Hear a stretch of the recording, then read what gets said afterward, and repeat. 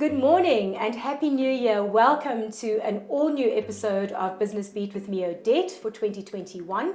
Today, I'll be talking to the CEO of VML Y&R South Africa, Jared Sinman, who is a digital guru, to guide us through the big debacle about whether or not you need to accept the terms and conditions that WhatsApp are now asking us to look at, and whether or not our data or our personal information is indeed safe.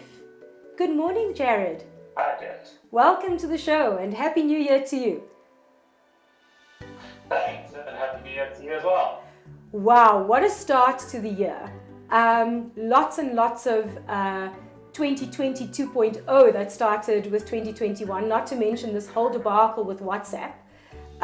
In the last week, I must have received 500 invitations to join Telegram and Signal, and a lot of people who are just completely distressed about having to accept the terms and conditions on WhatsApp. Please enlighten us.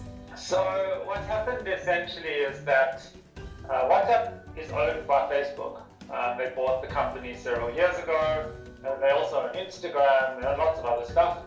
And for a long time, they've kept these systems separate. So the data on one didn't inform any of the information that they have on you on the others. And essentially, the terms and conditions that they've just updated are starting to break down those walls between the services. So essentially, what they're saying is, we want to be able to use some of the information that we know about you from WhatsApp to help target advertising of you on our other platforms like Facebook and Instagram. That's essentially what this update is about. It's actually been expected for a very long time. They've been struggling at Facebook to figure out how to take a chat system like WhatsApp, which people trust with very intimate information, and make that a business that can have some commercial value to them. And I think this is the first step in that direction. So a lot of people are concerned that their messages are being read by some big eye in the sky. Is this true? So, it's a complicated question. The first thing to say is, are you being surveilled? Is your data being scraped for advertising? Yes, absolutely. That is happening all the time. And people are giving away mountains of information. They're giving away their location, their family pictures, quite happily. You know, every post to Instagram, every post to Facebook is completely clear text. And yes, you are being scraped mined for data. WhatsApp is encrypted, the messaging is encrypted, and they're not changing that. So actually the messages you send on WhatsApp are not currently being interrogated or viewed. They are still secure. But what they are going to be doing is using your personal information, who your contacts are, that kind of layer of data.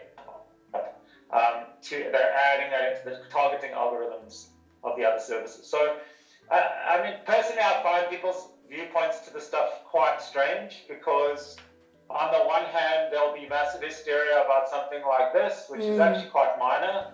But on the other hand, people are happily giving away endless amounts of information on every other service that there is. I've seen people play these games on Facebook, for example, where it says, what will I look like when I'm older? Or what Hollywood star do I resemble? And that is just data collection. So I find it Absolutely a bit, funny that people are concerned now about the WhatsApp terms and conditions when they are indeed playing these games and giving away information freely, without perhaps knowing it. And what about Google, for example? We have Gmail, email accounts. Isn't that a little more invasive than just what WhatsApp is trying to do with Facebook? I mean, so the answer is yeah, of course it is. So Gmail, Google can read and does read all of your actual emails.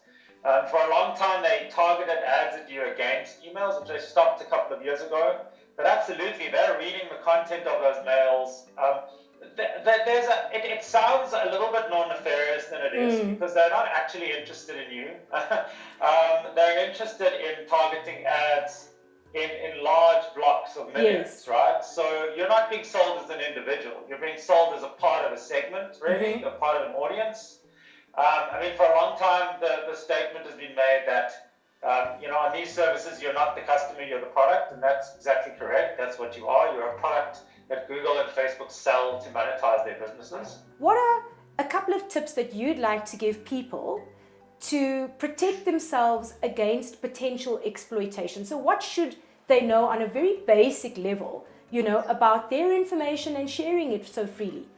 I think that the answer to that is you've got to treat any electronic transmission of your information as a potential, that it will potentially get leaked or potentially be used for advertising. So I have a child, we have decided not to post any photos of him on any social media until whatever point, right? Now that's a very kind of simple, small thing, but it's quite a radical thing actually. When we look at Instagram and Facebook, people are posting many photos of their kids. So I think you just have to, as you push send, you have to ask yourself, do I mind if this photograph or this video or this information had to leak? Yeah. Do I mind if this ended up on a public forum? Do I mind if this ended up in the database of an advertisement? And I think you'll find, it's a split case. Sometimes it doesn't matter. Sometimes you don't care. If you're saying, I'll see you at the coffee shop in 5 minutes, you don't care. But if you're posting, a picture of your house where it's clearly visible what your security system is, or you're posting, stuff which can be used to exploit you, then I think don't do it. And it's hard. The genie's out of the bottle. We communicate like this all the time. The last thing I will say is the hysteria on Facebook currently is hysteria. The messaging themselves is not going to be unencrypted, and so you don't have to be fearful that if you post something on WhatsApp, it's going to leak onto the internet.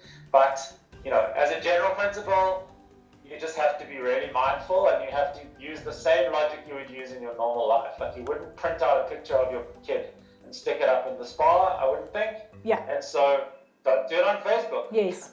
Wow, thank you so much, Jared. I've learned a lot.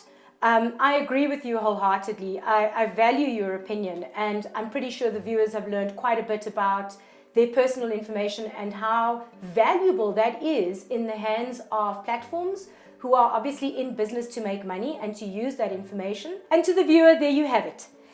You don't need to be hysterical or concerned about moving from WhatsApp to another platform. What you do need to be careful about is what information you put on social media. If you control what you put into the public domain, you will be in control of what information people have that actually belongs to you. Until next week, stay safe.